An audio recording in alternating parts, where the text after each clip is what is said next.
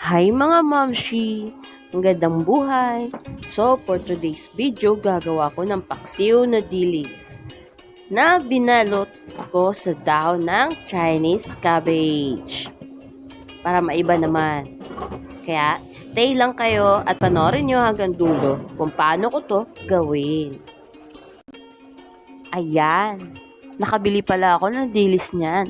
Worth 50 pesos kalahating kilo. Linisan natin maigi at tanggalin natin yung mga itim-itim. At bumili din ako ng Chinese pechay dahil ang mura ng kilo. 25 pesos lang po. Dinabaran ko po yan ng asin muna.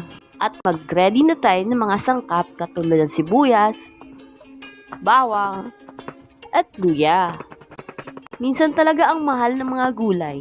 Minsan napakamura. Kaya pag mura, damihan na ang pagbili. Ayan, naka-ready na ang mga sangkap. Pugasan natin yung binabad natin sa asin para hindi maalat. Diyan ko kasi ilalagay ang mga dilis para hindi siya durog-durog pag naluto. Ganyan ko po ginawa. Tatalian ko pa sana kaso hindi ko matali-tali. Kaya wag na nga lang. Diretso na natin nilagay sa kawali. Napapansin ko kasi, tuwing nagpapaksiw ako ng dilis, durog-durog. Kaya naisipan kong bumili ng pambalot nito. Kaso hindi ko nakita o hindi ako nakakita ng dahon ng saging. Kaya yan na lang ang dahon ang binili ko. Para mabilis marul, tinatanggalan ko ng matatigas na parte ng gulay yan. Ayan. Tsaka ko ilalagay yung isda at tsaka ay marurul. Para mabilis. Kita nyo naman, di ba?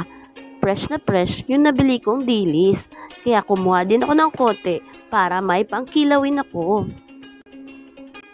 Mahilig talaga ako sa kilawin. Ayan mga mamshi, ilang balot din na nagawa ko sa kalahating kilo. Nakatipid na naman tayo ng ulam ngayon. Sa hirap ng buhay, kailangan madiskarting nanay ka. Ayan, nilagyan ko po yan ng taba ng baboy, sibuyas, at manggang hilaw. Nilagyan ko ng sili, bawang, at luya. At tinimplahan natin ng asin, konting bitchin at asukal para manamis-namis. At buong paminta. At isang basong tubig. Ayan, hayaan natin kumulo hanggang manuot ang sarap sa isda natin. Ayan, after 20 minutes, pwede na siyang lapangin. Ayan guys, samahan niyo akong kumain. Gutom na naman ang nanay niyo. Salamat sa panonood. Please don't forget to like and share my videos. Thank you guys.